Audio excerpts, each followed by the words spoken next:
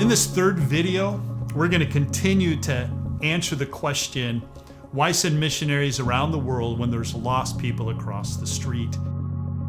We've been answering this question by looking at 4 distinctions made by Paul in Romans 15. We've already looked in the first video at the difference between people and peoples, and we've looked in the second video at the difference between lostness and access.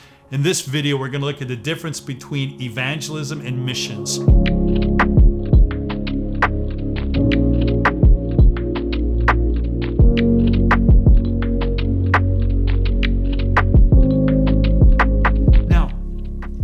Common thinking among many churches today is that everything done outside of the walls of the church is called missions, and everyone in the church is called a missionary.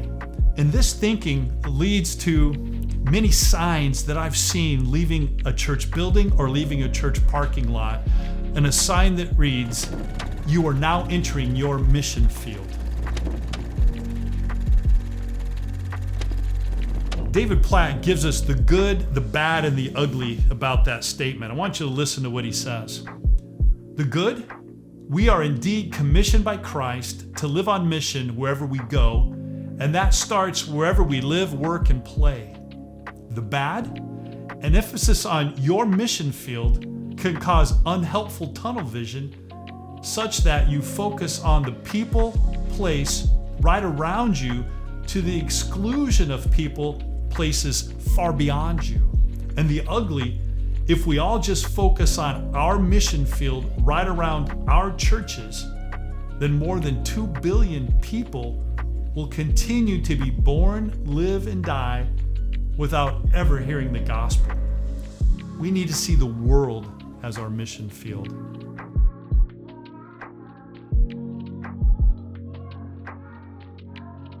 Definitions matter. It matters how we define evangelism. It matters how we define missions.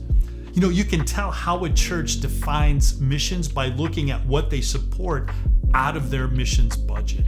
I think it's really important we keep these two separate, because if we don't, we can deceive ourselves into thinking we're doing a lot more to reach the nations than what we really are.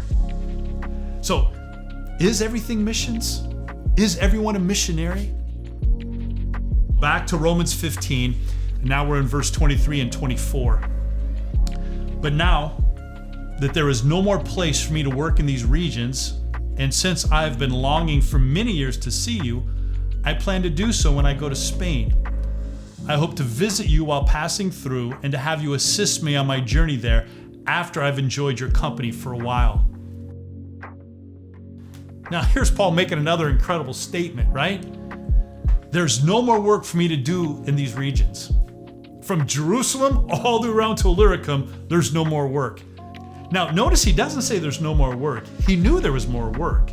He actually left Titus in Crete and Timothy in Ephesus, and he said, do the work of an evangelist. But he said, there's no more work for me.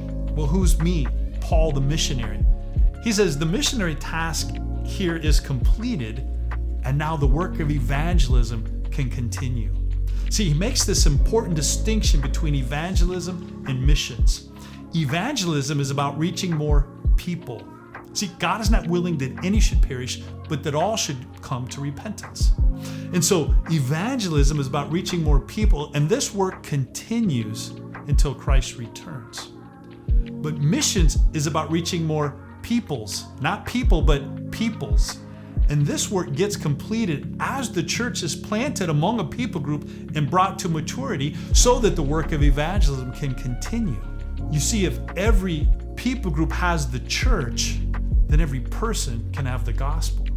And that's why we send missionaries around the world. A couple resources I want to leave with you to dig deeper into this topic is, first of all, this book, When Everything is Missions. This is written by 2 friends of mine, Denny Spitters, who is the vice president of church partnerships with Pioneers USA, and then Matthew Ellison, he's the founder and president of 1615. It's a missions coaching organization. And they do a good job tackling that question. Then a second book is this one, conversations on when everything is missions.